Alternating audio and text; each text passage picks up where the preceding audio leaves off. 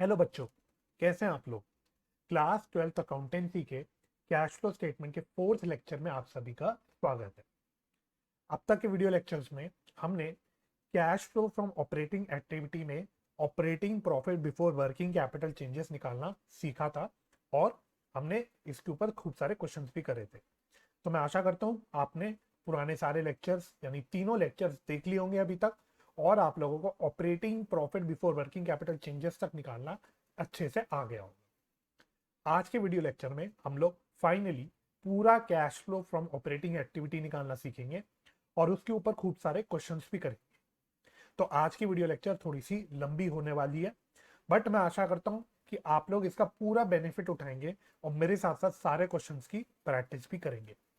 Before मैं start करूं, मैं आप लोगों से एज यूजुअल रिक्वेस्ट करूंगा कि अगर आपको मेरी वीडियोस हेल्पफुल लगती हैं और आप मेरे को सपोर्ट करना चाहते हैं तो प्लीज इसको लाइक और शेयर जरूर कीजिएगा और चैनल को सब्सक्राइब भी कर दीजिएगा। चलिए बिना किसी देरी के हम अपने वीडियो लेक्चर को शुरू करते हैं।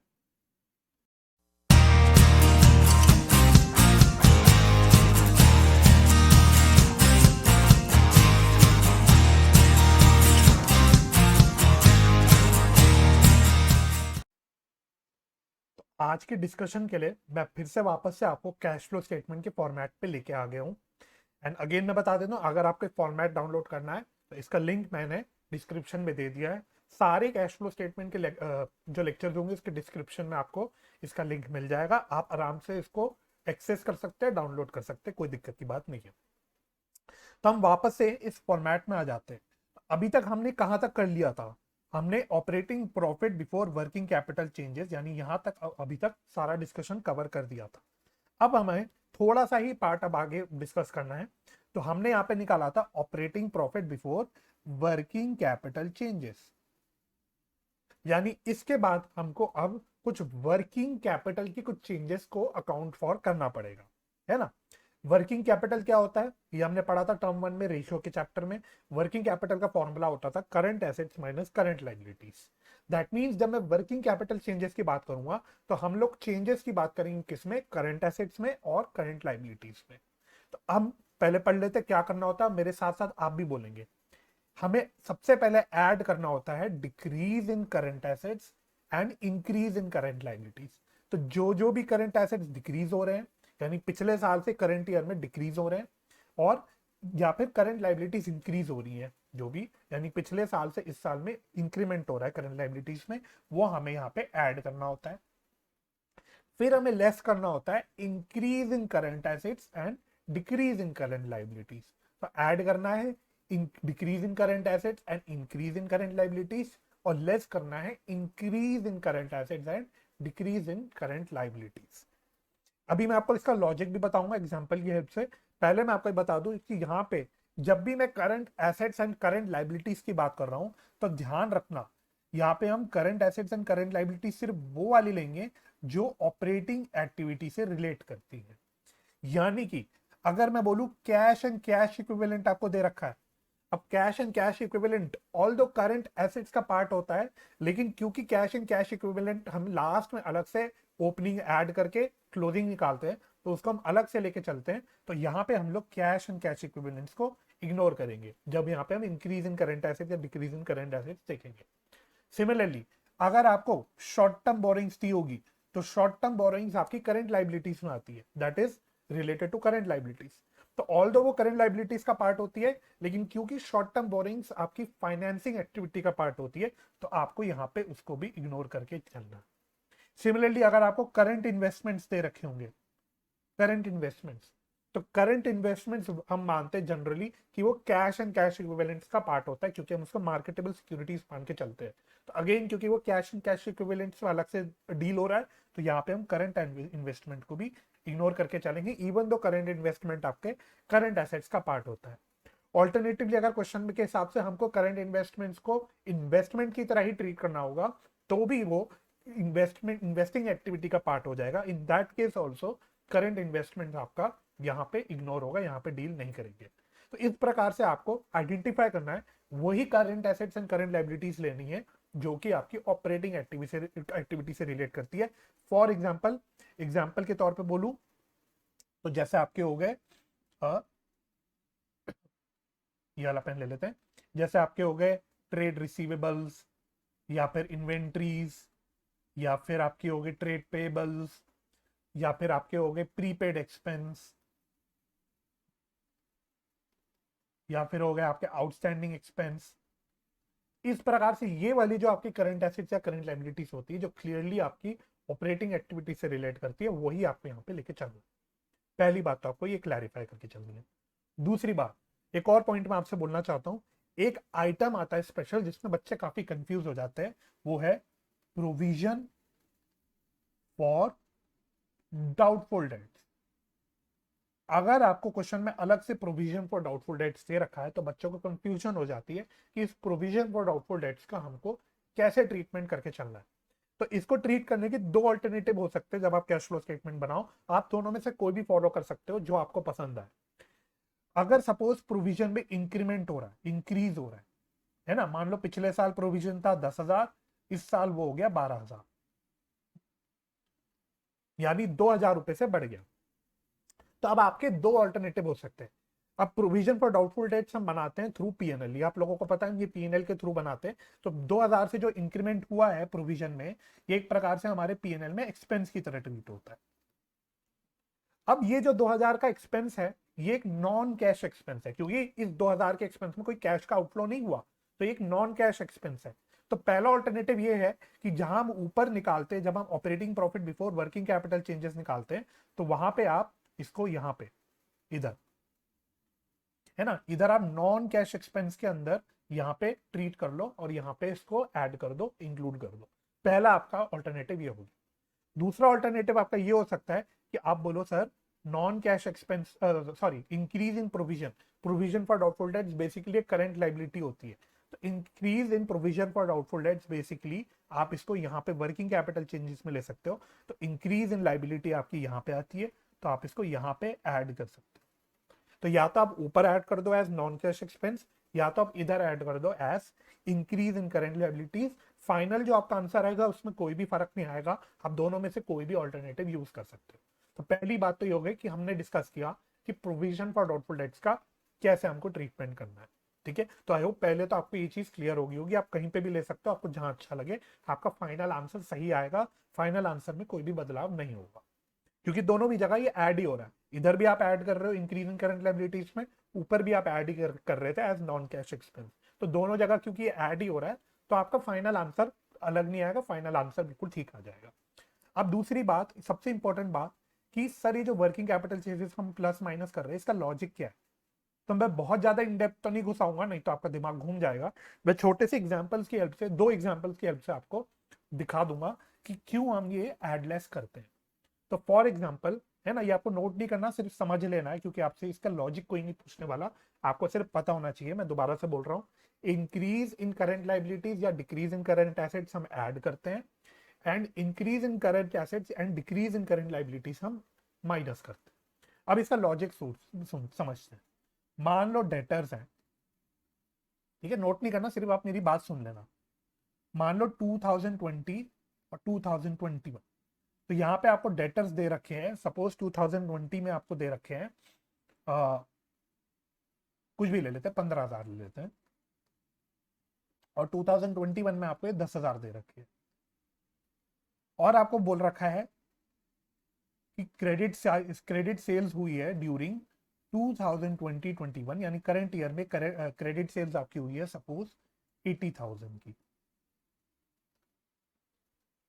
ठीक है, अब मैं अगर बोलूं कि एक डेटर अकाउंट मेरे को बना के दिखाओ, तो एक डेटर अकाउंट बनाने की कोशिश करते हैं। ध्यान रखना, डेटर अकाउंट, डेटर बेसिकली आपका ट्रेड रिसीवेबल्स का पार्ट होता है ना, तो इस बात का ध्यान रखना। तो बेसिकली ट्रेड रिसीवेबल्स हेड के अंदर आ रहा होगा। अगर हम डेटर का अकाउंट बनाएंगे या फिर ट्रेड रिसीवेबल्स का अगर अकाउंट बनाएंगे, तो हमारा अकाउंट कैसे दिखेगा।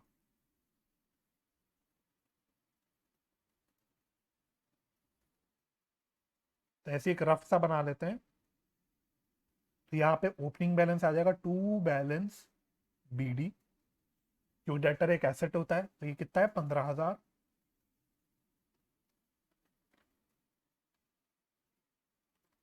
और ये क्लोजिंग बैलेंस होता है 10,000।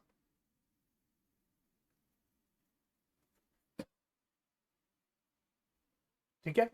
अच्छा, साल के दौरान 80,000 की क्रेडिट सेल्स हुई, तो क्रेडिट सेल्स की एंट्री क्या होती है, debtor account debit to sales account, debtor account debit to sales account, यानी डेटर अकाउंट में डेबिट होता है, तो यहां पे हम डाल देंगे टू सेल्स 80,000, तो टोटल आ जाएगा अकाउंट का 95,000 एंड 95,000। अब आप नोटिस करोगे कि हमारा बैलेंस बच रहा है कुछ,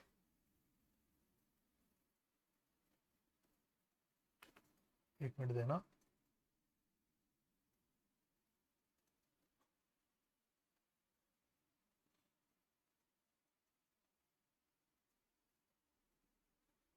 तो आप नोटिस करोगे कि हमारा बैलेंस इस साइड बच रहा होगा। कितने रुपए का बैलेंस बच रहा है, ये 85,000 का।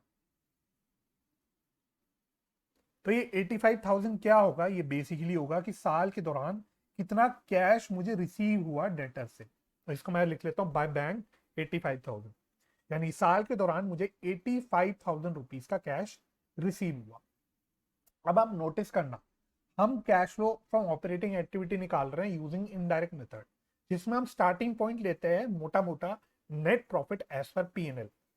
तो पीएनएल में मेरी कौन सी फिगर गई होगी, पीएनएल में तो मेरी जो एक्चुअल सेल्स की फिगर है वो गई होगी, ये आप बात समझते हो। पीएनएल में तो एक्चुअल सेल्स जो होती है वो जाती है, क्योंकि पीएनएल हमारा एक्रूअल बेसिस पे बनता है ना। यानी जो नेट प्रॉफिट हमने लिया है स्टार्टिंग पॉइंट, उसमें हमने ये 80,000 को ले रखा होगा। लेकिन हम तो निकाल रहे हैं कैश फ्लो, हमें निकालना है कि एक्चुअल में कैश कितना मिला हमको डेटर से, एक्चुअल से कैश फ्लो क्या हुआ। तो एक्चुअल कैश फ्लो तो साल में 85,000 का हुआ, यानी सेल जो हमने ले रखी है अपने नेट प्रॉफिट में वो 80,000 के लिए रखी है, लेकिन कैश हमें रिसीव हुआ 85,000 का। यानी आप नेट में देखोगे कि जितनी हमने सेल रिकॉर्ड कर रखी है अपने प्रॉफिट में कंसिडर कर रखा है, उससे 5,000 रुपए ज्यादा हमको कैश मिला हुआ है।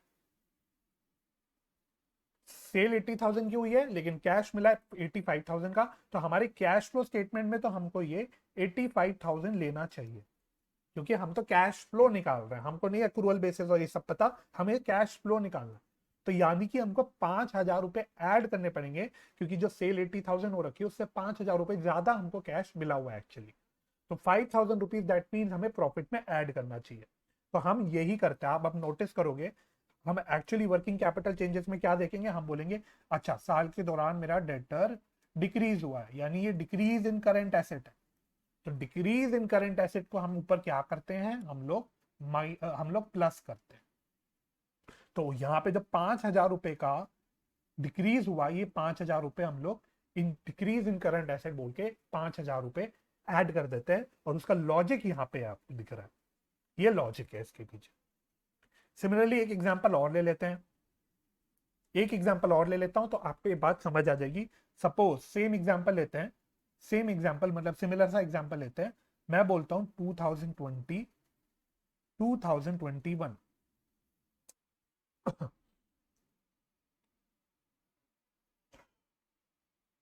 अब मैं क्रेडिटर्स ले लेता हूं, है ना, मैं क्रेडिटर्स ले लेता हूं। तो मैं बोलता हूं यहां पे कि सपोज साल के दौरान क्रेडिटर्स थे, मतलब 2020 में क्रेडिटर्स थे, यानी ओपनिंग फिगर थी 30,000, क्लोजिंग में ये फिगर हो गई 20,000। और मैं बोलता हूं साल के दौरान मैंने क्रेडिट परचेज करी 1 लाख की। अब अगेन यहां पे हम लोग एक क्रेडिटर अकाउंट बना के देखते हैं, अगेन हम लोग क्रेडिटर अकाउंट बना के देखते हैं।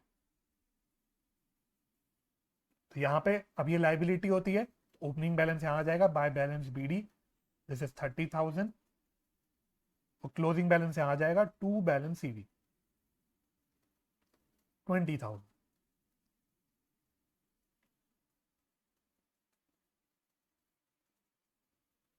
अब क्रेडिट परचेज हुई, क्रेडिट परचेज की हम क्या एंट्री करते हैं, purchase account debit to creditor account, purchase account debit to creditor account, यानी क्रेडिटर अकाउंट को हम क्रेडिट करते हैं, तो यहां पे आ जाएगा बाय परचेज 1 लाख, अकाउंट का टोटल आ जाएगा 1,30,000, 1,30,000। अब अगेन यहां पे आप नोटिस करोगे, तो अब ये अकाउंट में बैलेंस इधर बच रहा होगा, ये बैलेंस बच रहा होगा, कितने रुपए का बैलेंस बच रहा होगा, ये बच रहा होगा आई थिंक 1,10,000, 1,10,000। तो ये आ जाएगा टू, क्या आ जाएगा टू बैंक बोल दूंगा, यानी क्या हुई बेसिकली कि साल के दौरान मैंने कितना कैश पे किया टू द क्रेडिटर्स। तो परचेज तो करी 1 लाख की, लेकिन कैश पे किया 1,10,000 का। अब अगेन सेम लॉजिक लगाओ, हम cash flow from operating activity निकाल रहे हैं using indirect method. Indirect method बोलते हैं इसलिए इसको क्योंकि हम लोग इसमें इनडायरेक्टली शुरुआत करते हैं, हम लोग प्रॉफिट से शुरुआत करते हैं। तो हमने net profit as per PNL से शुरुआत कर रखी है। अब हमारे प्रॉफिट एंड लॉस में कितना फिगर गया होगा, प्रॉफिट एंड लॉस में तो एक्चुअल साल की परचेज गई होगी। जब प्रॉफिट एंड लॉस बनाते तो हम थोड़ी देखते कि एक्चुअल कितना कैश पे हुआ, हम तो देखते कि कितनी परचेज हुई। तो ये 1 लाख रुपए हमने परचेज दिखा रही होगी एज एक्सपेंस, लेकिन साल के दौरान हमने पे कितना किया है, 1,10,000, यानी हमने 10,000 रुपए ज्यादा पे कर रखा है, यानी 10,000 रुपए से ज्यादा मेरी आउटफ्लो हो रखी है जितनी मैंने प्रॉफिट एंड लॉस में दिखा रखी है। तो अब मुझे क्या करना पड़ेगा, क्योंकि 10,000 एक्सेस पेमेंट हो रखी है और मैं कैश फ्लो स्टेटमेंट बना रहा हूं, तो कैश फ्लो स्टेटमेंट में तो मुझे देखना है क्या कैश का एक्चुअल फ्लो हो रहा है। तो एक्चुअल में जो कैश का आउटफ्लो हो रहा है ना, क्रेडिटर को मैं पे कर रहा हूं, तो कैश का आउटफ्लो एक्स्ट्रा हो रहा है 10,000 का। तो मुझे जब मैं कैश फ्लो स्टेटमेंट बना रहा हूं तो पीएनएल का जो नेट प्रॉफिट है उसमें से 10,000 रुपए और कम करने पड़ेंगे, क्योंकि 10,000 रुपए से ज्यादा मेरा आउटफ्लो हो रहा है। ठीक है, अब यही हम अपने वर्किंग कैपिटल चेंजेस के पढ़ने में लगा देते हैं। तो हम क्या बोलेंगे, अच्छा क्रेडिटर साल में कम हो रहा है, दिस इज रिड्यूसिंग, ये कम हो रहा है, यानी करंट लाइबिलिटीज मेरी कम हो रही है। तो जो करंट लाइबिलिटीज कम हो रही है इसको मैं क्या करता हूं, इसको मैं माइनस करता हूं, इसको मैं माइनस करता हूं। तो डिक्रीज इन करंट लाइबिलिटीज को मैं माइनस करता हूं, है ना। तो यही क्या, और कितने रुपए से माइनस करूंगा, कितने रुपए से कम हो रहा है, 10,000 से, 10,000 रुपीज से कम हो रहा है। तो इसलिए मैं 10,000 रुपए लेस करके दिखाऊंगा जब मैं वर्किंग कैपिटल चेंजेस के एडजस्टमेंट करूंगा, और उसका लॉजिक यहां पे मैंने आपको बता दिया। ठीक है, तो वैसे इतना एग्जाम्पल आप लोगों के अंडरस्टैंडिंग के लिए सफिशियंट है। फिर भी आपकी तसल्ली के लिए मैं एक एग्जाम्पल और ले लेता हूं, लास्ट एग्जाम्पल ले लेता हूं आपके तसल्ली के लिए, कि आपको लगी कि हाँ मैं बात अच्छे से समझ आ गई। 2020-21 अब मैं ले लेता हूं प्रीपेड एक्सपेंस। प्रीपेड एक्सपेंस क्या होता है, करंट एसेट होता है। ठीक है, और ऑपरेटिंग एक्टिविटी का पार्ट होता है। अब क्या हम क्या करते हैं, प्रीपेड एक्सपेंस पिछली एग्जांपल में हमने करंट एसेट को कम किया था, तो अब हम इसको बढ़ा देते हैं और हम बोलते हैं सपोज प्रीपेड एक्सपेंस था 2020 में 3,000 था और 2021 में ये 5,000। ठीक है, तो अब इसको भी समझने के लिए हम क्या करेंगे, हम लोग एक एक्सपेंस का अकाउंट बनाते हैं, एक्सपेंस अकाउंट।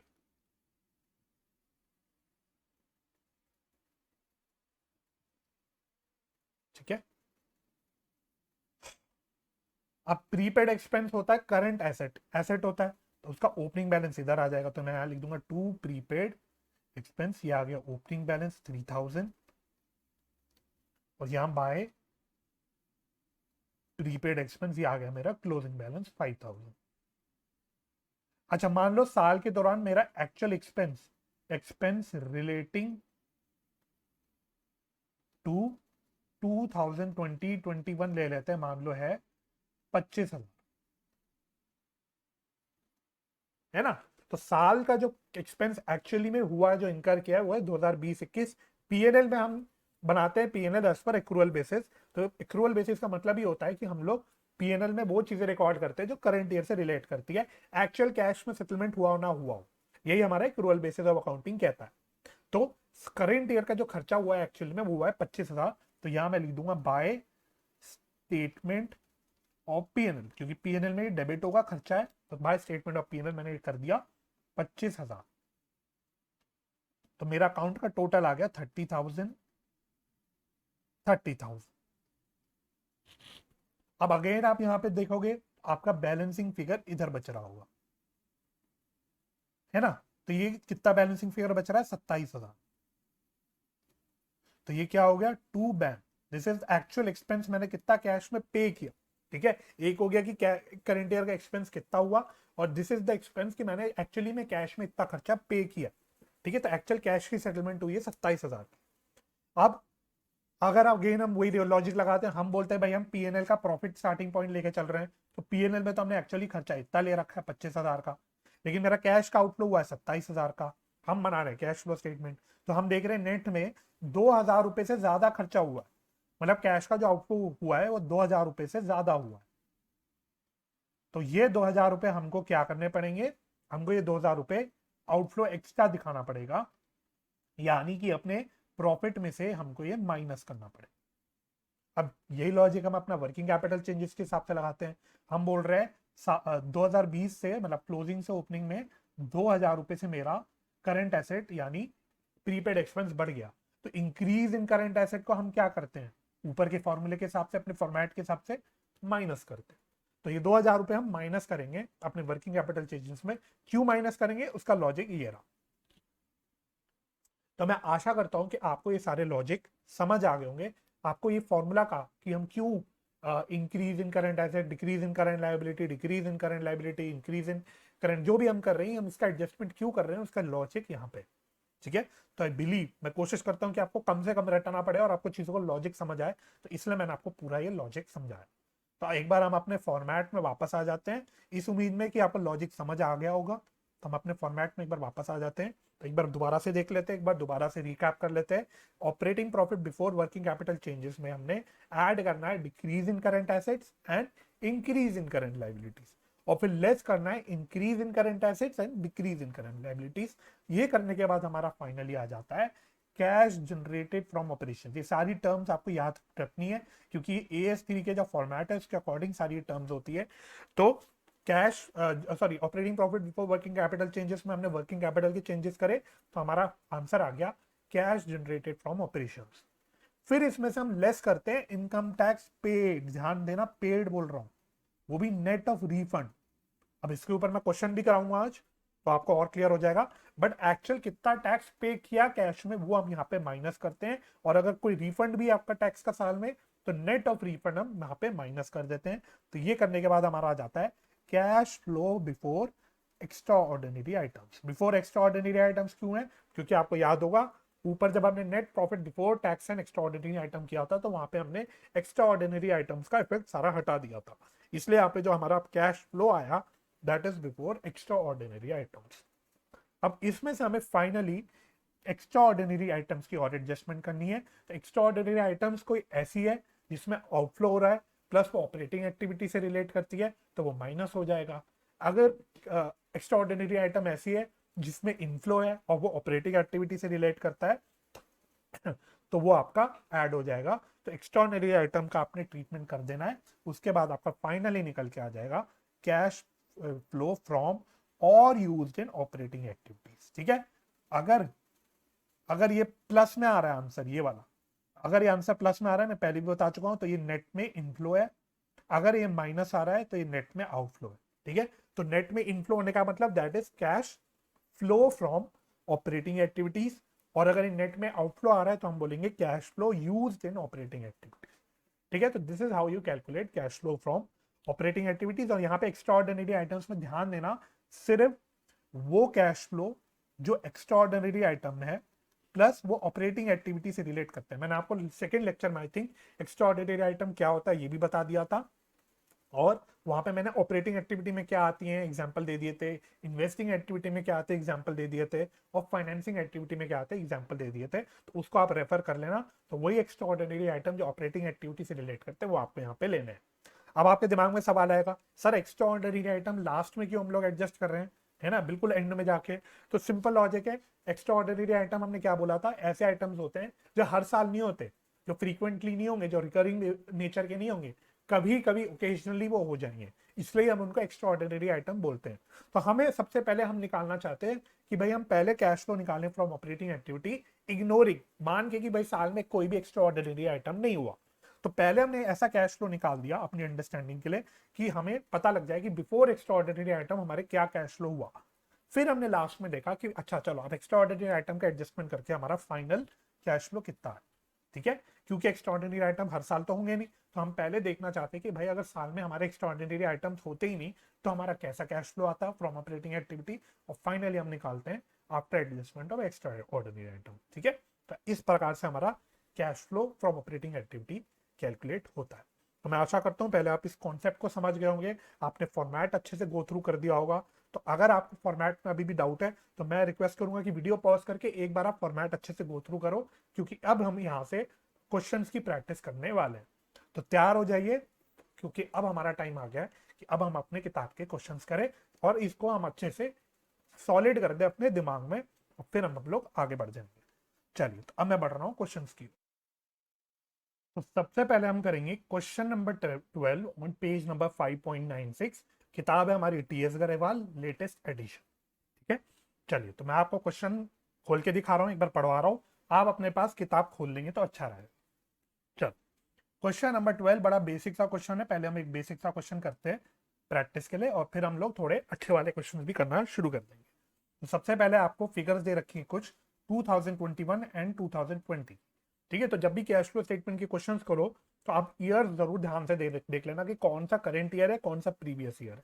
ठीक है, कभी कभी यहाँ पे भी क्वेश्चंस आपको कंफ्यूज करने के लिए झोल कर सकते हैं, इधर उधर कॉलम्स बदल सकते हैं, कुछ भी कर सकते हैं। तो ये आपको सबसे पहले नोट कर लेना है कि कौन सा करंट ईयर है और कौन सा प्रीवियस ईयर है। तो सबसे पहले आपको सरप्लस दे रखा है, that is balance in statement of PNL. तो ये हमारा स्टार्टिंग पॉइंट होता है। फिर आपको ट्रेड रिसीवेबल्स दे रखे हैं। ठीक है, ट्रेड रिसीवेबल्स ओके कर लिया। फिर आपको प्रोविजन फॉर डेप्रिसिएशन दे रखा है। फिर आपको प्रोविजन फॉर डेप्रिसिएशन दे रखा है। तो यहाँ पे मैं डिस्कस कर लेता हूँ फटाफट से। तो पिछले साल प्रोविजन फॉर डेप्रिसिएशन था 30,000, करंट ईयर में हो गया ये 40,000। और इससे रिलेटेड कहीं भी मेरे को और कोई सेपरेट एडजस्टमेंट तो नहीं दे रखी, कोई भी और इंफॉर्मेशन नहीं दे रखी। दैट मीन्स मेरे को क्या इंटरप्रेट करना है कि साल में 30,000 से अगर बढ़ के 40,000 डिप्रिसिएशन हो गया है तो करंट ईयर का यानी डिप्रिसिएशन का खर्चा होगा 10,000 का। तभी मेरा साल में प्रोविजन फॉर डिप्रिसिएशन बढ़ गया है। अगर आपको ये नहीं समझ आता तो आप एक रफ में प्रोविजन फॉर डिप्रिसिएशन अकाउंट बना के देख सकते हो। एक बार खाली बना के दिखा रहा हूँ आपकी, ताकि कोई कंफ्यूजन ना रहे। हर बार ही नहीं बनाऊंगा, वैसे सिंपल है, फिर भी अपनी अंडरस्टैंडिंग के लिए आप प्रोविजन फॉर डिप्रिसिएशन अकाउंट बना सकते हो। ये बेसिकली कुछ नहीं होता, एक्यूमुलेटेड डिप्रिसिएशन होता है। तो जो फॉर्मेट मैंने आपको बताया था उसके अकॉर्डिंग ही होगा। तो ओपनिंग बाय बैलेंस बीडी आ गया, क्लोजिंग टू बैलेंस सीडी आ गया। ओपनिंग है 30,000, क्लोजिंग है 40,000। इस प्रकार से मेरा अकाउंट क्लोज हो गया, और कोई इंफॉर्मेशन मेरे को दे नहीं रखी। साल के दौरान अगर कोई एसेट बिका होता तो उस पर हम लोग जो भी एक्यूमुलेटेड डेप होता हम यहाँ पे ले लेते हैं, लेकिन चूंकि कोई साल में बिकने की बात नहीं करी तो मैंने उसे छोड़ दिया। यहाँ टोटल आ गया 40,000, 40,000। फिर मैंने देखा कि बैलेंस इधर बच गया 10,000 का। तो ये क्या है, ये साल का डिप्रिसिएशन है, जिसको मैं बोल दूंगा बाय डिप्रिसिएशन, जो बेसिकली मेरे पीएनएल में गया होगा। ठीक है, तो ये 10,000 मैंने इंटरप्रेट कर दिया कि जो 30,000 से बढ़ के 40,000 हो गया वो क्यों हुआ, क्योंकि साल में मैंने 10,000 रुपए का डिप्रिसिएशन का खर्चा डाला है। चलो, बस एक बार आपकी अंडरस्टैंडिंग के लिए मैंने इतना बताया, हर बार ही नहीं बताऊंगा। ठीक है, चलो, इसके बाद आपको इन्वेंट्रीज दे रखे हैं। ठीक है, तो बेसिकली ट्रेड रिसीवेबल्स है, ये वर्किंग कैपिटल चेंजेस का हो गया पार्ट।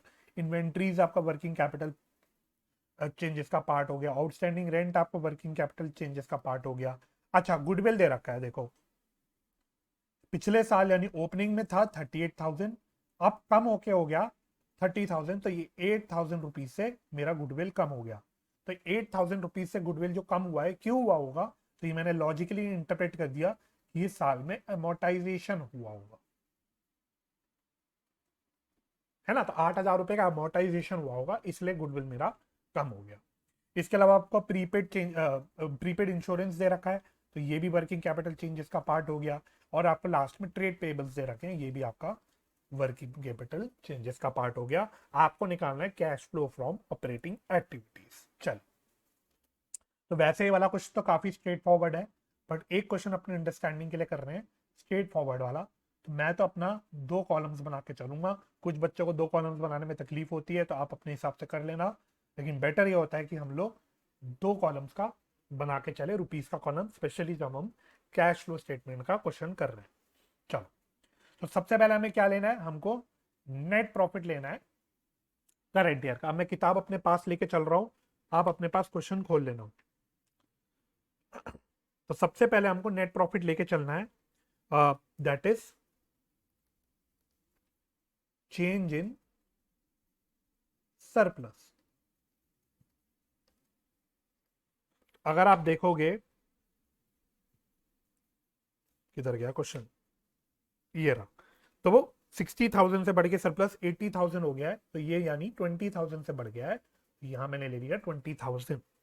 अब इसके अलावा अगर आप देखोगे तो यहां से हमको जानना होता है net profit before tax and extra ordinary item, लेकिन उसके लिए मेरे पास कोई इसमें एडजस्टमेंट नहीं, कोई भी टैक्स की इंफॉर्मेशन नहीं, कोई भी डिविडेंड की इंफॉर्मेशन नहीं, कोई भी एक्स्ट्रा ऑर्डिनरी आइटम कुछ भी नहीं दे रखा, तो यही मेरा हो जाएगा net profit before tax and extra ordinary item. यही मेरा ये हो जाएगा net profit before tax and extra ordinary item. ठीक है, चलो, तो यहां से हम लोग स्ट्रेट फॉरवर्ड ऐड कर देंगे non cash and non operating items.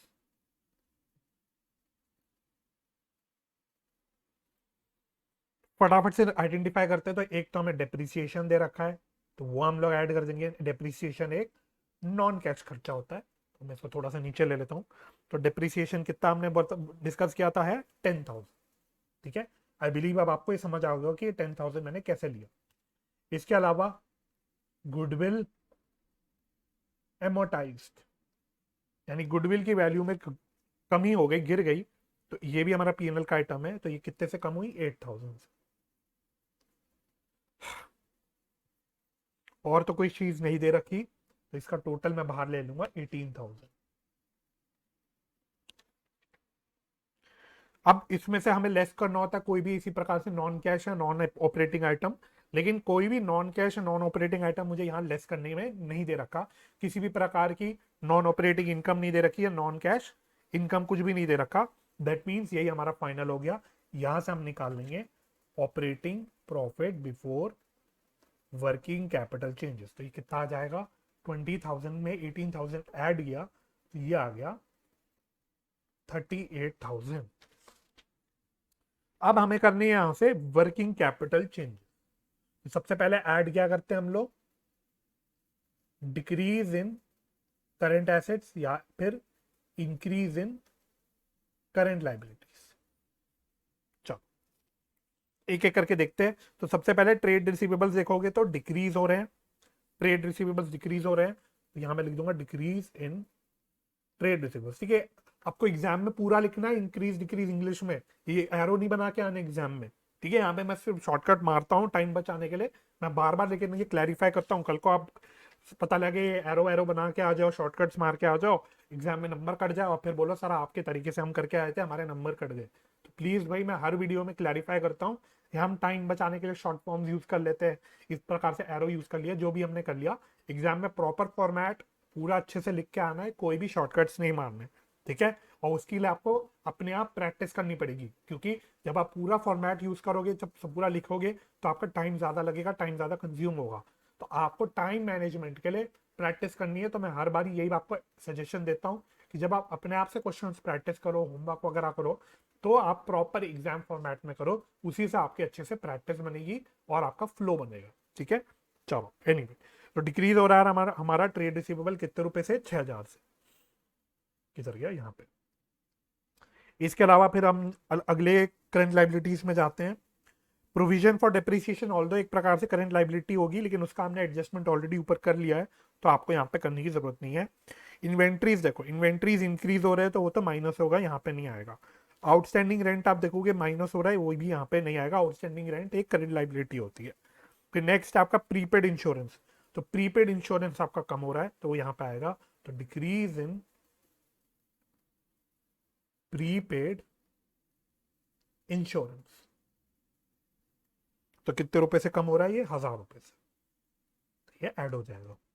फिर लास्ट आपका ट्रेड पेबल्स यानी करंट लाइबिलिटीज, ये भी डिक्रीज हो रहा है, तो यहाँ नहीं आएगा। तो इसका टोटल मैं यहाँ पे लिख लेता हूँ 7,000। फिर लेस करना होता है हमको उल्टा, increase in current assets, decrease in current liability. क्या, जो चीजें हमने ऊपर नहीं ली वो हम यहाँ पे ले लेंगे। तो सबसे पहले इन्वेंट्री, इन्वेंट्री आप देखोगे तो क्या हो रही है, इंक्रीज हो रही है, तो हम लिखेंगे इंक्रीज इन इन्वेंट्री। तो इन्वेंट्री इंक्रीज हो रही है तो ये कितने रुपए से इंक्रीज हो रही है? 20,000 से।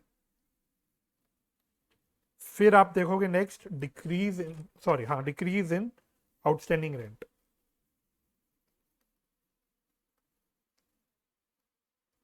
तो ये 9,000 से डिक्रीज हो रही है।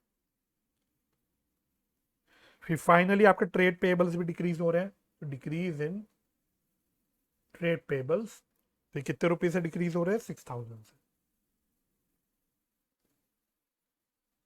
तो ये टोटल आ गया आपका कितना? 15 और 20 35, और ये माइनस, इसलिए ब्रैकेट पे लिख रहा हूं। इससे हमारा आ जाता है कैश जनरेटेड फ्रॉम ऑपरेशंस। तो बताओ कितना आ जाएगा? 38 में से पहले 35 माइनस किया तो 3,000 है, और उसमें 7,000 ऐड किया तो आएगा 10,000। फिर इसमें से हम माइनस करते हैं टैक्स पेड। ठीक है, तो क्वेश्चन में इंफॉर्मेशन नहीं भी दे रखी टैक्स पेड की, तब भी आप दिखा देना फॉर्मेट के लिए, एक टैक्स पेड जरूर दिखा देना। तो ऑल दो यहाँ पे कोई इंफॉर्मेशन नहीं तो वो माइनस 0 हो गया।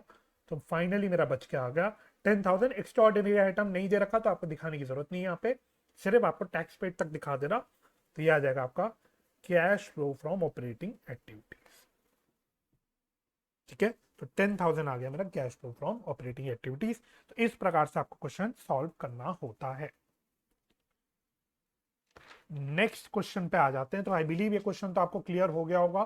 ठीक है, तो अब मैं आगे बढ़ रहा हूं। नेक्स्ट क्वेश्चन हमें करना है क्वेश्चन नंबर 14, जो कि है पेज नंबर, कौन सा पेज नंबर है? Question number 14, page number 5.97, next page.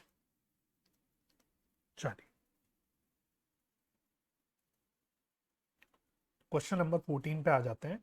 एक बार इस क्वेश्चन को इंपॉर्टेंट मार्क कर लेना। चलो, कहता है calculate cash flow from operating activities from the following. Profit for the year is ₹7 lakh. तो उसने करंट ईयर का प्रॉफिट 7 लाख दे रखा है, और बोलता है after considering the following items. तो हमने नीचे वाले सारे आइटम्स को आपका कंसिडर करके हमने निकाल रखा है 7 लाख का प्रॉफिट। तो उसमें आपको क्या क्या दे रखा है? Depreciation, goodwill amortised, gain on sale of land, okay. फिर appropriation of profit towards general reserve, यानी साल में हमने कुछ जनरल रिजर्व भी बनाया है। और इसके अलावा आपको बोलता है following is the position of current assets and current liabilities. तो इसमें आपको ट्रेड पेबल्स दे रखा है, ट्रेड रिसीवेबल्स दे रखा है, और प्रीपेड एक्सपेंसेस दे रखा है। आपको निकालना है cash flow from operating activities. चल चलिए, तो अब हम इस क्वेश्चन को सॉल्व करना शुरू करते हैं। क्वेश्चन नंबर 14, यहां पे भी मैं 2 कॉलम्स बना लेता हूं।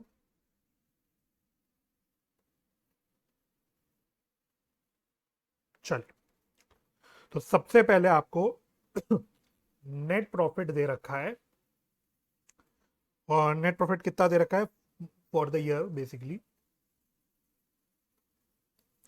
तो इसमें आपको दे रखा है प्रॉफिट 7 लाख का।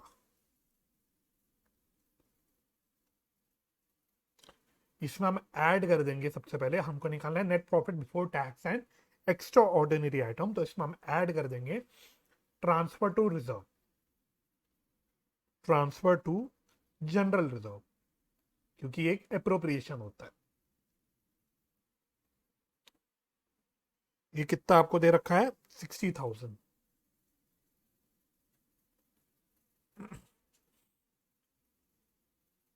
चलो, बस और तो कुछ नहीं दे रखा है इसमें, टैक्स और डिविडेंड की कोई इंफॉर्मेशन नहीं है। तो यही हो जाएगा मेरा net profit before tax and extra ordinary item.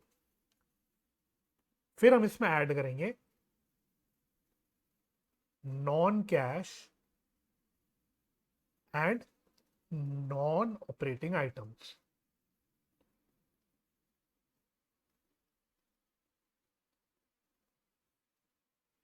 तो फटाफट से देखो क्या है नॉन कैश एक्सपेंसेस या नॉन ऑपरेटिंग एक्सपेंसेस। तो सबसे पहले आपको डिप्रिसिएशन दे रखा है ऑन फिक्स्ड एसेट्स, तो ये मैं अंदर के कॉलम में लिख रहा हूं, कितना दे रखा है आपको 40,000। फिर आपको दे रखा है गुडविल एमोटाइज्ड,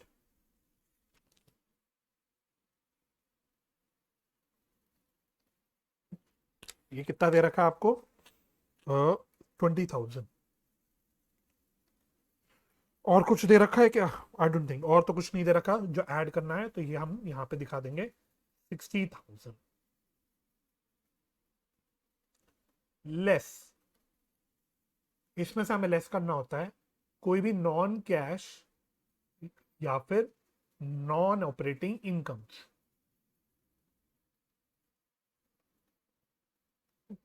इनकम्स बोल सकते हो, आइटम्स बोल सकते हो, जो अच्छा लगे। नॉन ऑपरेटिंग इनकम एक आपको दे रखी है, gain on sale of land, gain on sale of land.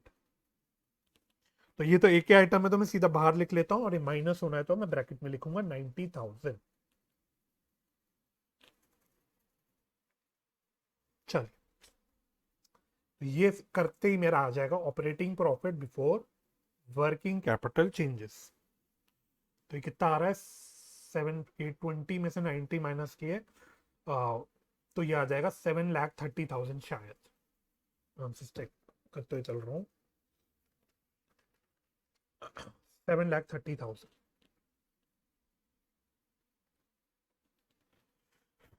चल, अब फिर आपको वर्किंग कैपिटल चेंजेस लेने हैं। तो सबसे पहले अगर ट्रेड पेबल्स देखोगे, सबसे पहले मैं ऐड कर देता हूं decrease in current assets and increase in current liabilities. तो पहला आपको ट्रेड पेबल्स दे रखा है, यानी करंट लायबिलिटी दे रखी है, तो ये क्या हो रहा है, डिक्रीज हो रहा है, तो यहाँ नहीं आएगा। ट्रेड रिसीवेबल्स देखोगे तो आप इंक्रीज हो रहे हैं, तो ये भी यहाँ नहीं आएगा। प्रीपेड एक्सपेंसेस करंट एसेट होता है, तो ये डिक्रीज हो रहा है, तो डिक्रीज इन प्रीपेड एक्सपेंसेस।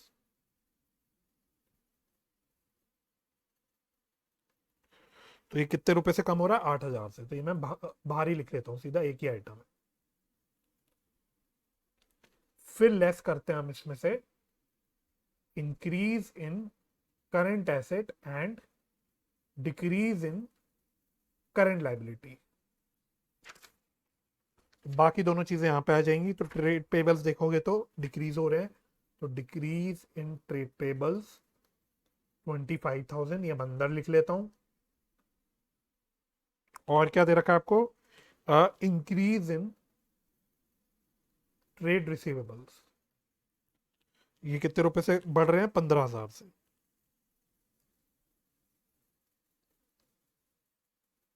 बाहर आ जाएगा 40,000। तो मैं निकाल लेता हूं कितना आएगा, 730 प्लस 8,000 माइनस 40,000, तो ये आ रहा है 6,98,000।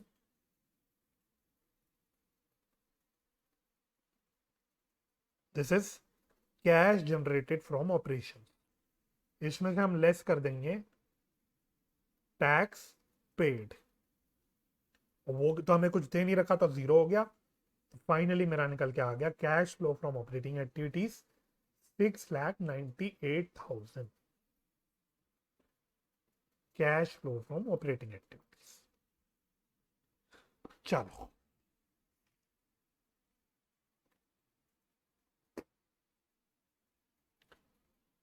इस प्रकार से हमें क्वेश्चन सॉल्व करना है। तो ये भी मोरलेस स्ट्रेट फॉरवर्ड सिंपल ही क्वेश्चन था।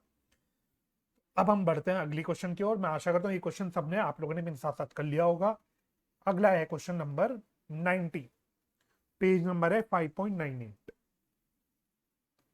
मैंने आपको पहले ही बोला था मैं खूब सारे क्वेश्चंस कराऊंगा आज के लेक्चर में, वीडियो लंबी भी हो सकती है, तो आप लोग मेरे साथ बने रहना, ठीक है, एंड तक, और मेरे साथ साथ आप लोग भी क्वेश्चंस करते रहना। अगला करना है हमें क्वेश्चन नंबर 19। मैं फटाफट से खोल लेता हूं आपके सामने क्वेश्चन नंबर 19।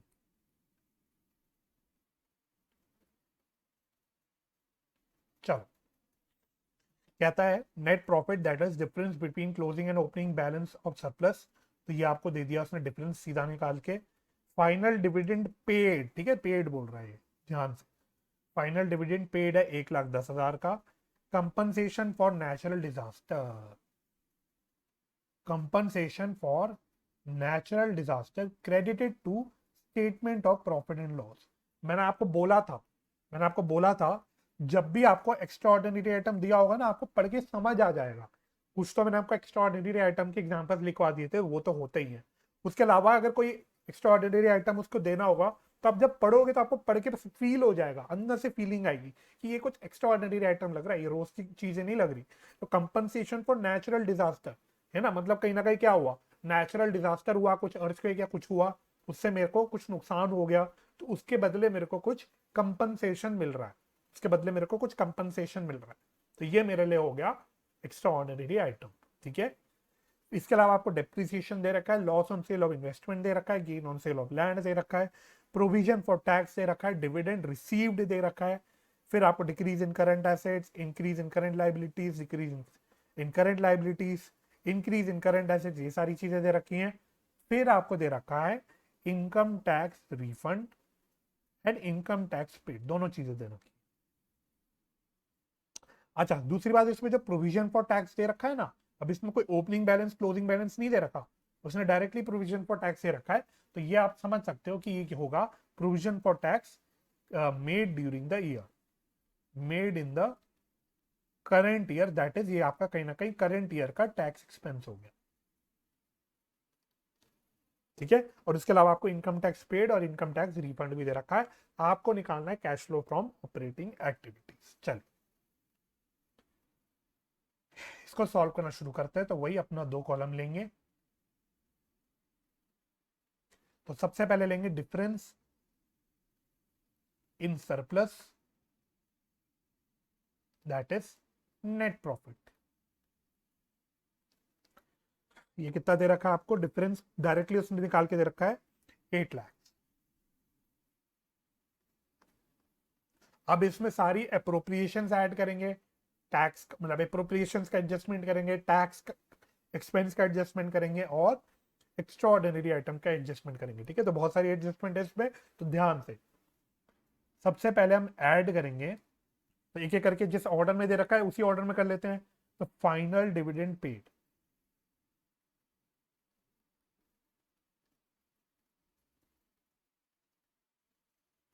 तो ये कितना दे रखा है आपको, कितना है फाइनल डिविडेंड पेड, 1,10,000। तो किताब में हाथ में रख लेता हूँ, ज्यादा आसान रहता है। चलो, इसके बाद और क्या दे रखा है आपको, कंपनसेशन फॉर नेचुरल डिजास्टर, ये लेस होगा तो ये अलग से ले लेंगे। और प्रोविजन फॉर टैक्स,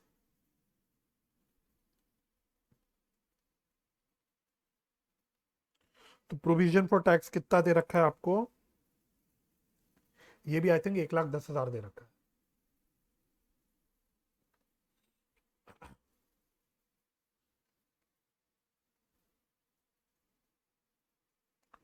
और क्या है, और क्या है, और तो इसके अलावा ऐड करने की कोई चीज नहीं है। फिर हमें लेस करना है extra ordinary item credited to PNL, यानी स्टेटमेंट ऑफ पीएनएल, ठीक है। एक्स्ट्रा ऑर्डिनरी आइटम है, बेसिकली एक्स्ट्रा ऑर्डिनरी इनकम एक प्रकार से, क्रेडिट हुआ है ना पीएनएल में, तो पीएनएल में क्रेडिट क्या होता है, इनकम क्रेडिट होती है, तो कहीं ना कहीं एक्स्ट्रा ऑर्डिनरी इनकम होगी, तो इसको हमको लेस करना होगा। तो कितनी है, इसको ब्रैकेट में लिख लो चाहे तो, कंपनसेशन, कंपनसेशन रिसीव हुई होगी, है ना, क्रेडिट की है तो ये कहीं ना कहीं रिसीव हुई होगी। तो ये क्या है, कितना अमाउंट है इसका, 75,000, तो ये माइनस हो, बस। अब हमारा फाइनली निकल के आ जाएगा net profit before tax and extra ordinary item. ये निकाल लेते हैं फटाफट से। तो 8 lakhs प्लस 220 माइनस 75, तो ये आ रहा है।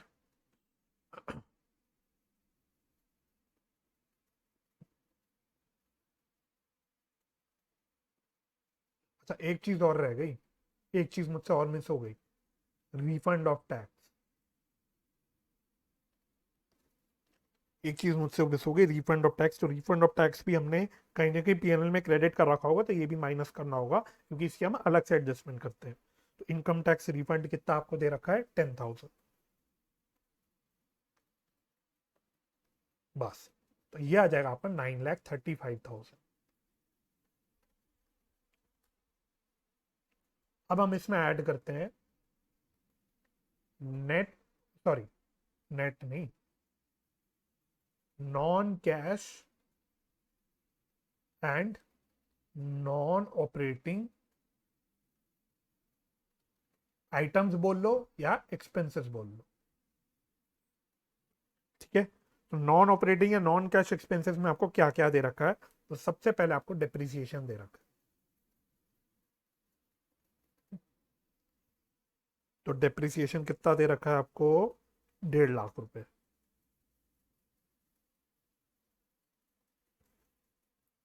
फिर आपको दे रखा है loss on sale of investment. तो loss on sale of investment एक वैसे नॉन ऑपरेटिंग एक्सपेंसेस है, एक्सपेंस है, लॉस है। तो ये क्या है, क्या हो जाएगा, loss on sale of investment 30,000। फिर और आपको क्या दे रखा है, गेन ऑन सेल यहां नहीं लेना, डिविडेंड रिसीव्ड, बस। टोटल आ जाएगा बाहर 1,80,000। सिमिलरली आपको लेस करना होता है यहां से non cash and non operating incomes.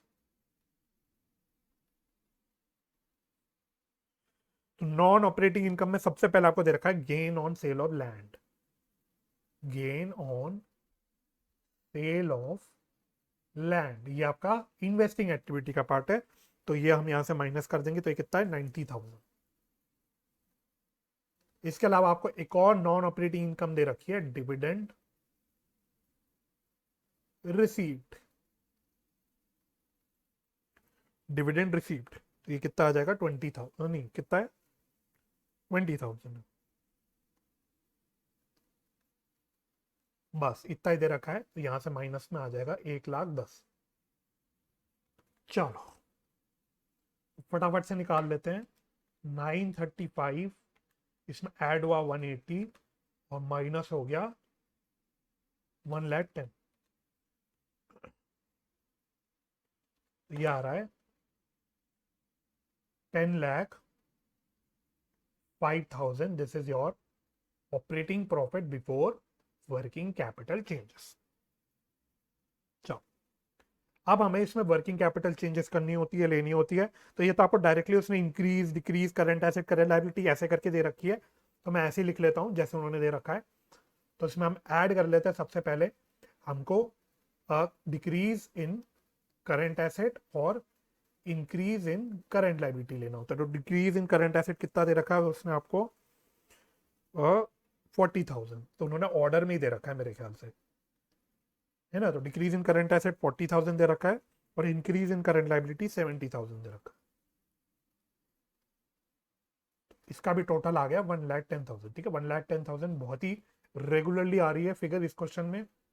Less increase in current asset, decrease in current liability, कितना कितना दे रखा है। तो इंक्रीज इन करंट एसेट आपको 60 दे रखा है, वो 10 दे रखा है, 60 10। इसका टोटल आ गया 70,000। तो ये भी निकाल लेते हैं, प्लस 1,10,000 माइनस 70,000, ये आ रहा है 10,45,000। इसको मैं क्या बोल दूंगा, कैश जनरेटेड फ्रॉम ऑपरेशंस।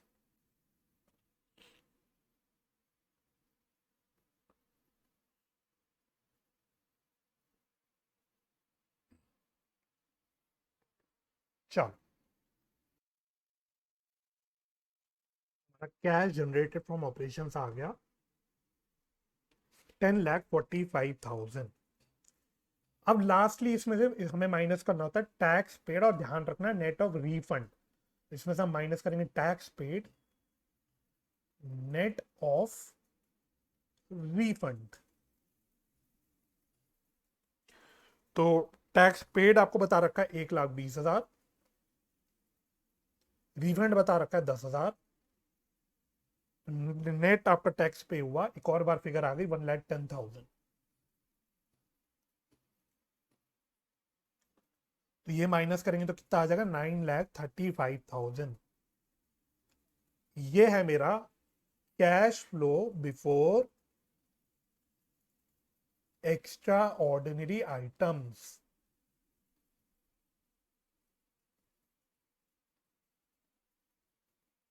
ठीक है, अब मुझे एक्स्ट्रा ऑर्डिनरी आइटम का एडजस्टमेंट भी करना पड़ेगा। तो जो मुझे कंपनसेशन रिसीव हुआ, तो कम इसको मैं एक्स्ट्रा ऑर्डिनरी आइटम ही बोल देता हूं। Extra ordinary item that is compensation received, कितने रुपए की थी 75,000 की। इसको मैं ऐड करूंगा, फाइनली मेरा आ जाएगा cash flow from operating activity.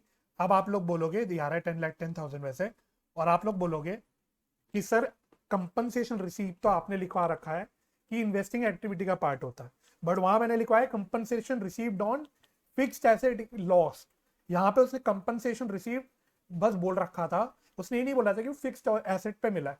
तो मैंने यहाँ पे थोड़ा लॉजिकल अजम्पशन लेके चला, मैंने बोला कि भाई कंपनसेशन जो मिला होगा ये कुछ ऑपरेटिंग एक्टिविटी से ही रिलेट करता होगा, इसलिए मैंने इसको यहाँ पे ऐड किया। ठीक है, अगर वो compensation received on fixed asset lost बोलता तो मैं वो इन्वेस्टिंग एक्टिविटी का पार्ट आता, तो वो इन्वेस्टिंग एक्टिविटी में इनफ्लो दिखाया जाता, यहाँ पे नहीं।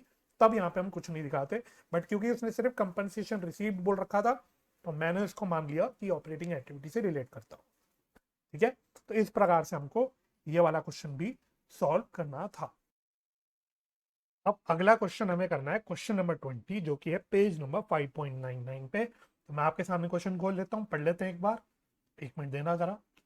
क्वेश्चन नंबर 20 का शायद प्रिंट थोड़ा अच्छे से नहीं आया, तो आप अपनी किताब से रेफर कर लेना और इसको भी इंपॉर्टेंट मार्क कर लेना। तो कह रहा है following information is related to star limited. तो आपको इसमें एक statement of profit and loss दे रखा है। तो क्या क्या दे रखा है आपको, रेवेन्यू फ्रॉम ऑपरेशंस दे रखा है, अदर इनकम दे रखा है, एक्सपेंसेस में आपको purchase of stock in trade दे रखा है, चेंज इन इन्वेंट्री दे रखा है, डेप्रिसिएशन एंड एमोर्टाइजेशन एक्सपेंसेस दे रखा है, और अदर एक्सपेंसेस दे रखे हैं। इसके बाद आपको प्रोविजन फॉर टैक्स दे रखा है, और फिर प्रॉफिट आफ्टर टैक्स दे रखा है। अदर इनकम में आपके लिए काम की चीज दे रखी है, आपको अदर इनकम में डिविडेंड रिसीव दे रखा है, और gain on sale of plant दे रखा है। चेंज इन इन्वेंट्री दे रखा है, इसमें आपको ओपनिंग इन्वेंट्री दे रखी है, क्लोजिंग इन्वेंट्री दे रखी है। तो ये आप यूज करोगे अपना वर्किंग कैपिटल चेंजेस के एडजस्टमेंट में। अदर एक्सपेंसेस में आपको ऑफिस एक्सपेंसेस, सेलिंग एक्सपेंसेस और loss on sale of assets दे रखा है। इसके अलावा आपको फिर अदर इंफॉर्मेशन में आपको करंट एसेट्स और करंट लाइबिलिटीज की इंफॉर्मेशन दे रखी है। तो ये चार करंट एसेट्स करंट लाइबिलिटीज की इंफॉर्मेशन के अलावा याद रखना आपको ऊपर चेंज इन इन्वेंट्री में इन्वेंट्री की ओपनिंग क्लोजिंग भी दे रखी है, तो ये भी आपका वर्किंग कैपिटल चेंजेस में आएगा। फाइनली आपको बोल रखा है calculate cash flow from operating activity. चलिए तो करना शुरू करते हैं इस क्वेश्चन को।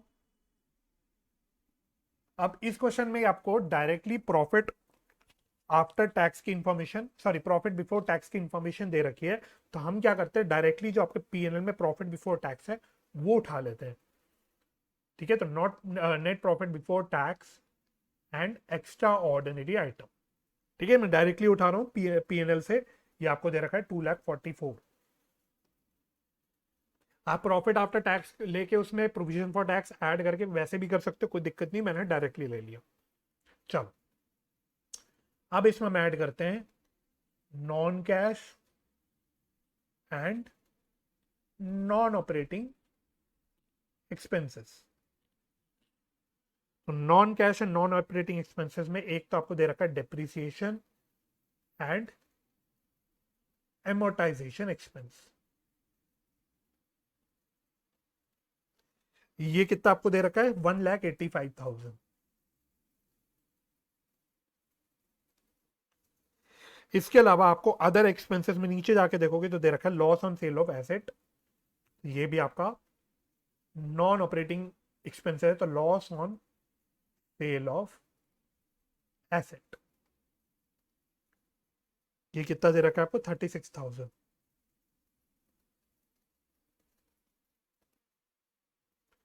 बस, तो इसका टोटल लिख लेते कितना आएगा। तो टोटल आई थिंक आ रहा है 9 या 12, 2,21,000 अगर टोटल सही किया है मैंने। चेक कर लेता हूँ एक बार इसको, 185 प्लस 36, यस सही किया। चलो, less non cash and non operating incomes.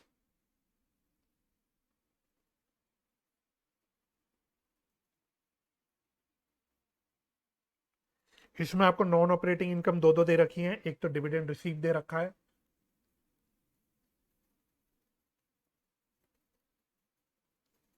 और दे रखा है आपको gain on sale of plant.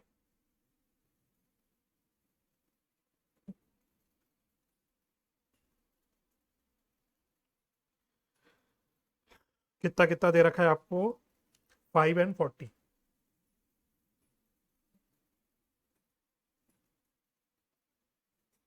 तो टोटल आ गया 45,000 माइनस।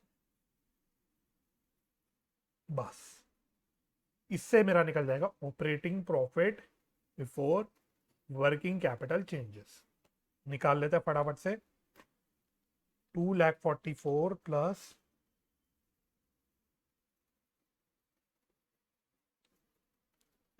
222 प्लस सॉरी माइनस 45,000, तो ये आ रहा है आपका 4,20,000।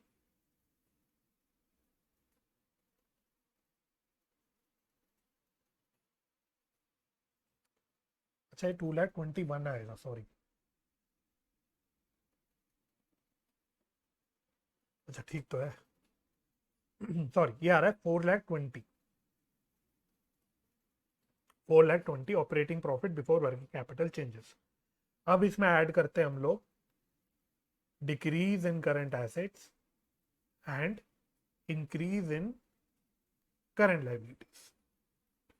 तो फटाफट से देख लेते हैं। अगर मैं पहले इन्वेंट्री देखूं तो इन्वेंट्री क्या हो रही है, डिक्रीज हो रही है क्या इंक्रीज हो रही है, इंक्रीज हो रही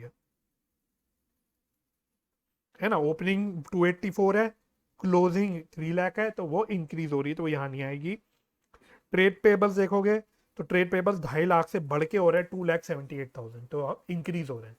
तो इंक्रीज इन ट्रेड पेबल्स, तो कितने रुपए से इंक्रीज हो रहे हैं, ये हो रहे हैं 28,000 से। इसके अलावा ट्रेड रिसीवेबल्स देखोगे तो वो भी इंक्रीज हो रहे हैं, तो यहाँ नहीं आएगा। ऑफिस एक्सपेंसेस आउटस्टैंडिंग 5,000 से कम होके, यानी करंट लाइबिलिटी कम होके 5,000 से कम हो रही है, तो वो यहाँ नहीं आएगी। सेलिंग एक्सपेंसेस आउटस्टैंडिंग आप देखोगे, ये भी करंट लाइबिलिटी है, तो ये भी इंक्रीज हो रहा है। Increase in outstanding selling expense, ये 3,000 से इंक्रीज हो रहा है, टोटल आ जाएगा 31,000। फिर लेस करते हैं increase in current assets and decrease in current liabilities. तो इसमें सबसे पहले इंक्रीज इन इन्वेंट्रीज, कितने रुपए से इंक्रीज हो रही है इन्वेंट्री, 16,000 से। इसके अलावा ट्रेड पेबल्स हमने ले लिए। ट्रेड रिसीवेबल्स देखोगे तो वो भी इंक्रीज हो रहे हैं, तो इंक्रीज इन ट्रेड रिसीवेबल्स, ये कितने रुपए से इंक्रीज हो रहा है, 452 माइनस 415, 37,000 से। इसके अलावा decrease in office expenses outstanding, decrease in outstanding office expense, तो ये 5,000 से डिक्रीज हो रहा है। तो टोटल कितना आ गया, 16 प्लस 5, तो यार 58,000 टोटल।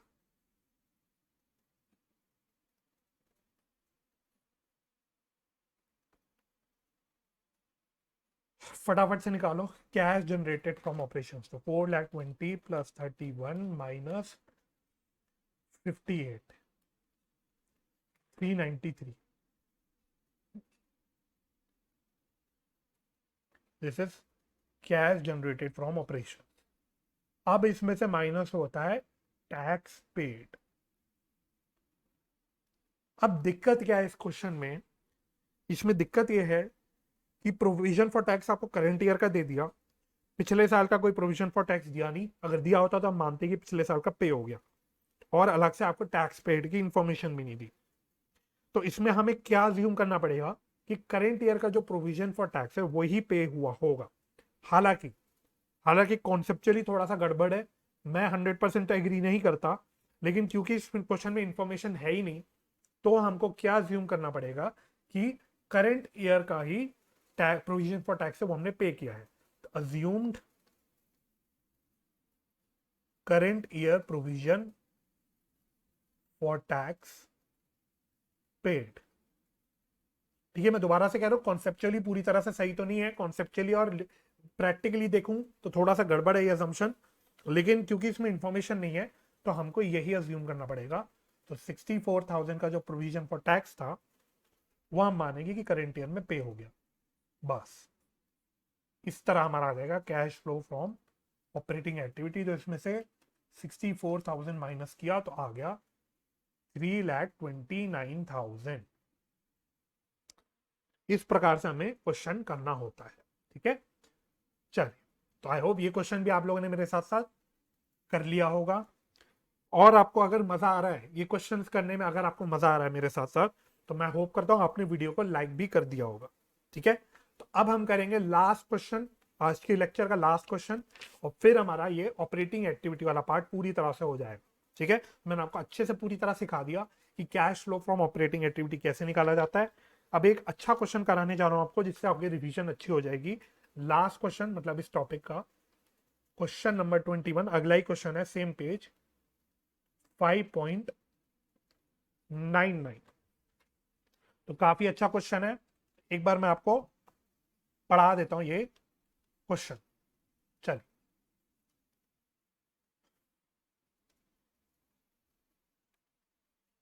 क्वेश्चन नंबर 21, इसको भी आप इंपॉर्टेंट मार्क कर लेना, बल्कि इसको वेरी इंपॉर्टेंट मार्क कर लेना। अच्छा क्वेश्चन है। Arthur limited reported a profit of ₹90,000 for the year ended 31 March 2021 after considering the following.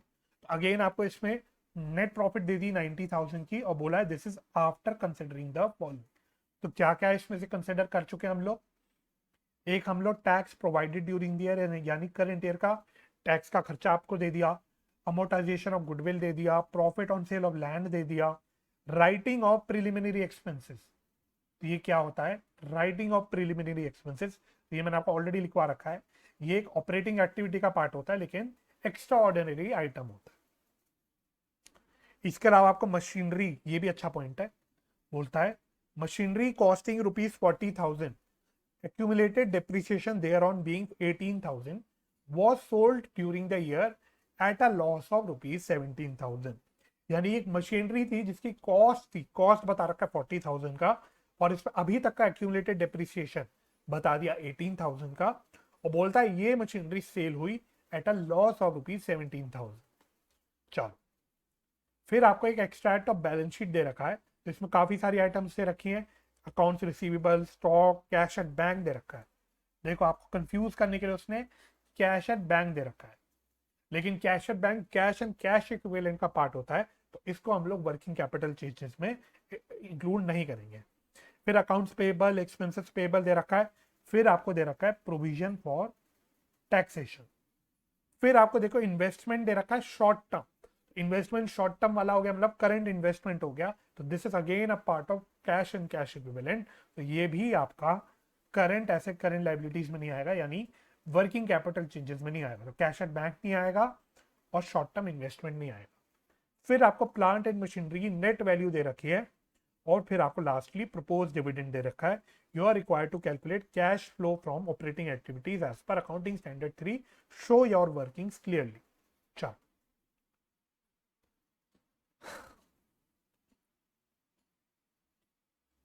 मेरे साथ साथ करिएगा ये क्वेश्चन।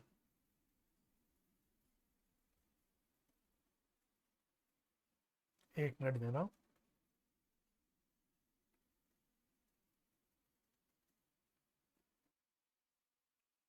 चलिए, तो अगेन हम इसमें निकालते हैं cash flow from operating activity. तो इसमें रुपीस, रुपीस के 2 कॉलम बना दिए और शुरुआत की मैंने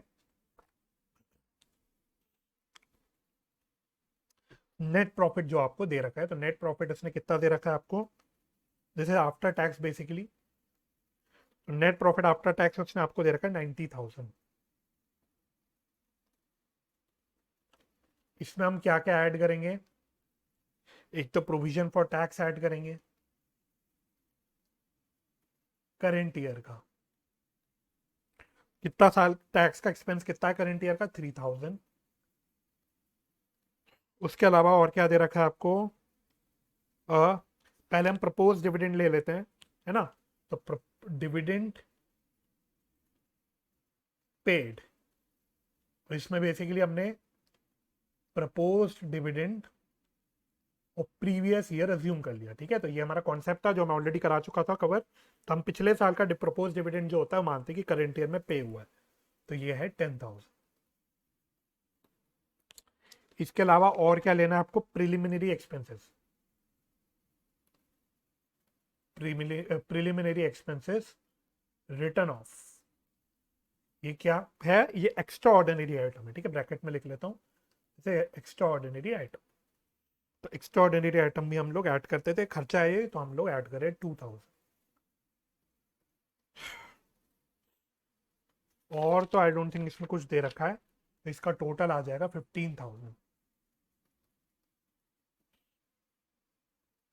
तो ये आ जाएगा 1,05,000। This will be my net profit before tax and extra ordinary item. चल, ऐड। तो सबसे पहले हम ऐड करते हैं, हमें क्या क्या ऐड करना है, amortisation of goodwill. Amortisation of goodwill कितनी दे रखी है आपको, 12,000। फिर आपको ऐड करना है loss on sale of machinery, loss on sale of machinery, ये आपको दे रखा है 17,000। अब आपको डेप्रिसिएशन नहीं दे रखी। अब इस क्वेश्चन में मजे की बात यह है कि इसमें प्लांट एंड मशीनरी की ओपनिंग क्लोजिंग बैलेंसेस दे रखे हैं और आपको मशीनरी कुछ सेल हो रही है लॉस पे, ये भी दे रखा है। तो इसमें बहुत सारी चीजें दे रखी हैं, दैट मीन्स हमको प्लांट एंड मशीनरी अकाउंट बनाना पड़ेगा। तो इधर मैं बना लेता हूं प्लांट एंड मशीनरी अकाउंट।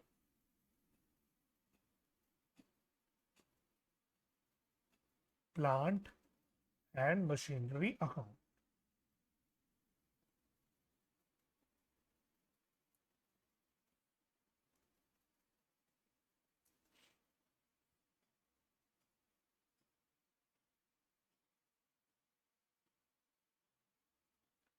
इधर आ गया टू बैलेंस बीडी।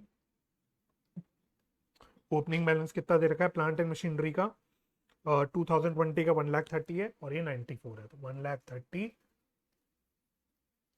और बाय बैलेंस सीडी ये आ रहा है 94। अच्छा, साल के दौरान हमने कोई मशीनरी सेल करी, अब उसने सेल की वैल्यू डायरेक्टली नहीं दे रखी, तो ये हमको निकालनी पड़ेगी। तो उसने बोला है cost of machinery sold, cost बता रखी है उसने मशीनरी सोल्ड 40,000 की। उसमें उसने बोला हुआ है कि एक्यूमुलेटेड डेप्रिसिएशन कितना है, 18,000 का। तो यानी कि जो मशीनरी सेल हुई उसकी WDV कितनी है, रिटर्न डाउन वैल्यू 22,000। तो ये है WDV of machinery sold.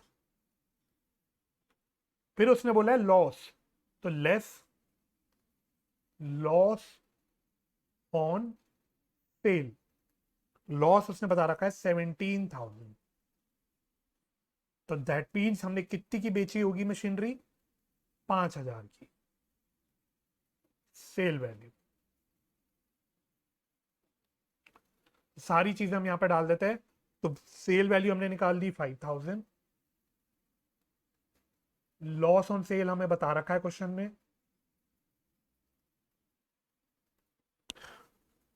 Loss on cell उसने बता रखा है 17,000। बस टोटल आ रहा है 1,30,000 एंड 1,30,000। अब हमारा बैलेंसिंग फिगर इस साइड बचेगा इधर, इसको मैं बोल दूंगा बाय डेप्रीसिएशन। ठीक है, 1,30,000 -5 -17 -94, ये आ रहा है 14,000। ठीक है, तो last I think last lecture में या उसके पिछले लेक्चर में मैंने आपको फिक्स्ड एसेट अकाउंट बनाने का तरीका डिस्कस किया था। और मैंने इसलिए डिस्कस किया था क्योंकि ऑपरेटिंग एक्टिविटी निकालने के लिए भी हमको बनाने की जरूरत पड़ सकती है। तो आप देख सकते हो इस क्वेश्चन में हमें प्लांट एंड मशीनरी अकाउंट बनाने की जरूरत पड़ गई डिप्रिसिएशन निकालने के लिए। ठीक है, तो ये मैंने इसलिए ऑलरेडी पहले ही डिस्कस कर लिया था। चलो, तो लॉस ऑन सेल तो हम ले चुके, डिप्रिसिएशन रह गया तो वो हम ले लेते हैं। तो डिप्रिसिएशन हमने ले लिया 14,000।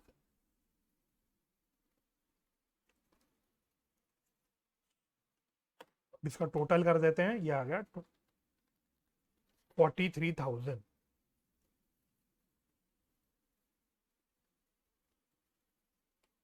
चलिए, अब इसमें से हमें लेस करना होता है नॉन ऑपरेटिंग और नॉन कैश इनकम। हम क्या क्या माइनस करेंगे इसमें से? एक तो आपको profit on sale of land दे रखा है,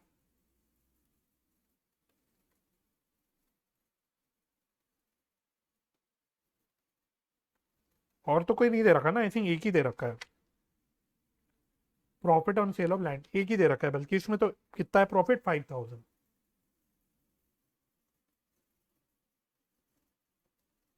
बस, तो ये आ जाएगा 1,05,000 में से 5 गए तो 1,00,000 बचा प्लस 43, तो ये बच रहा है 1,43,000। This is your operating profit before working capital changes. अब फाइनली इसमें हमको वर्किंग कैपिटल चेंजेस लेने होते हैं, तो ऐड करूंगा मैं decrease in current asset and increase in current liability. तो फटाफट से आइडेंटिफाई करो कहां कहां मेरे करंट एसेट कम हो रहे हैं या करंट लाइबिलिटी बढ़ रही है।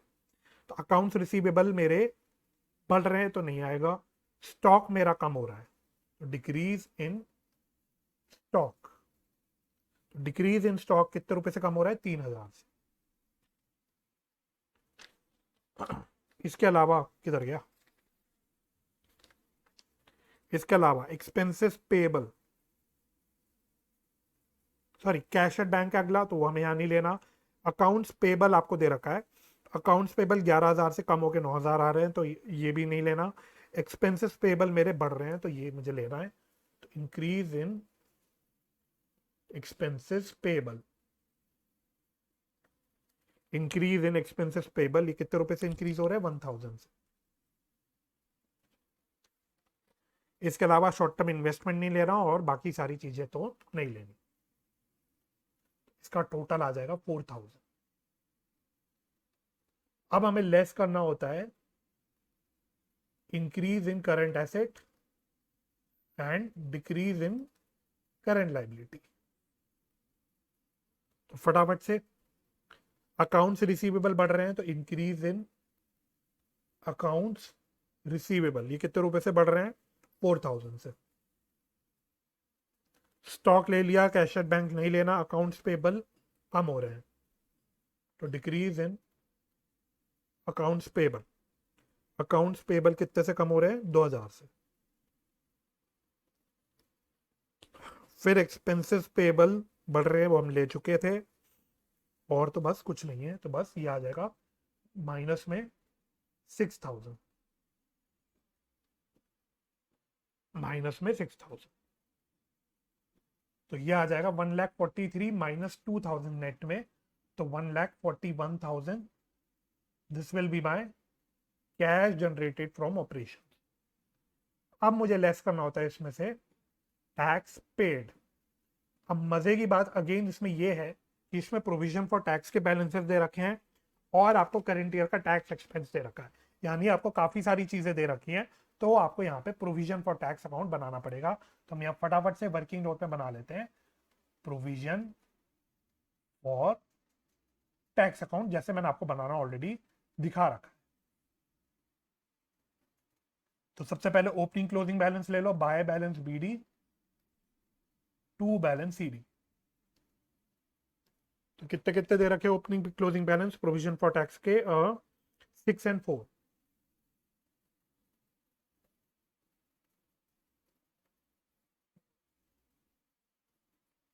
इधर आ गया बाय P&L यानी करंट ईयर का खर्चा, ये आपको दे रखा था कितना 3,000, तो टोटल आ गया 9,000। तो आपको रियलाइज होगा, पता लगेगा कि बैलेंस इधर बच रहा है। कितने रुपए का बच रहा है सर? 5,000 का बच रहा है। This will be my tax paid to bank. ठीक है, तो 5,000 का टैक्स पेड आ जाएगा, तो इसको मैं फटाफट से यहां डाल देता हूं, -5,000।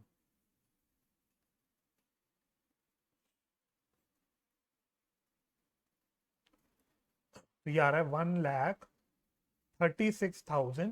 This is my cash flow before extra ordinary items. Short में लिख रहा हूं। अब एक एक्स्ट्रा ऑर्डिनरी आइटम है इसमें प्रिलिमिनरी एक्सपेंसेस का, वो ऑपरेटिंग एक्टिविटी से रिलेट करता है। तो प्रिलिमिनरी एक्सपेंसेस पेड। सर आपको कैसे पता कि प्रिलिमिनरी एक्सपेंसेस पेड हुए हैं? क्वेश्चन में तो उसने बोल रहा है राइटिंग ऑफ प्रिलिमिनरी एक्सपेंसेस। तो मैंने आपके साथ डिबेंचर्स में, जब मैंने आपके साथ एक टॉपिक डिस्कस किया था, issue of debentures for consideration other than cash, तो वहां मैंने आपको बताया था कि जो प्रिलिमिनरी एक्सपेंसेस होते हैं वो राइट ऑफ हो जाते हैं in the year they are incurred, यानी जिस साल वो इनकर होते हैं, जिस साल वो पे होते हैं, उसी साल वो राइट ऑफ हो जाते हैं।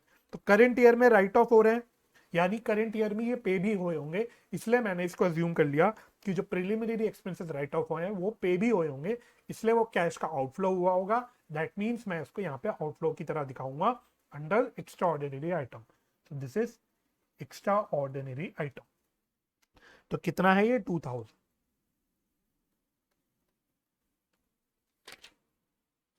तो ये आपका फाइनली बच के आ गया 1,34,000। So this will be my cash flow from operating activity। ठीक है, चलो तो इस प्रकार से हमें क्वेश्चंस करने थे। तो मैंने आपके साथ कुल 5 क्वेश्चंस डिस्कस किए, वीडियो लंबी भी हो गई, लेकिन आई बिलीव आप लोगों के साथ, आप लोगों ने मेरे साथ अच्छे से प्रैक्टिस कर ली होगी इस क्वेश्चन की। बच्चे होमवर्क के लिए बोलते हैं तो मैं फटाफट से होमवर्क लिख लेता हूँ। बहुत सारे क्वेश्चंस देने वाला हूँ, जिस प्रकार से मैंने बहुत सारे क्वेश्चंस आपको कराए, मैं बहुत सारे क्वेश्चंस देने वाला हूँ। तो क्वेश्चन नंबर मैंने नोट कर रखा है 13, 15, 16, 17 और 18, और इलस्ट्रेशंस हैं आपके बहुत सारे, 23 से लेके 35 तक। अगर सारे इलस्ट्रेशंस करने का मन ना करे और आपको कॉन्फिडेंस हो कि आपको आता है, तो आप खाली नजर मार लेना, अन्यथा आप इसको हाथ से कर लेना। ठीक है, तो मैं आशा करता हूं कि आपको ये वीडियो हेल्पफुल लगी होगी और आपने मेरे साथ पूरा cash flow from operating activity निकालना सीख लिया होगा और क्वेश्चंस की प्रैक्टिस भी कर ली होगी। तो मेरे साथ इस वीडियो में यहां तक जुड़ने के लिए बहुत बहुत धन्यवाद। अपना ख्याल रखें, अपने परिवार का ख्याल रखें, हंसी खुशी रहें, एक दूसरे की मदद करते रहें और पॉजिटिव माइंडसेट से पढ़ाई करते रहें। मैं आप लोगों से मिलूंगा नेक्स्ट लेक्चर में, next lecture of cash flow statement में। तब तक के लिए bye bye and take care.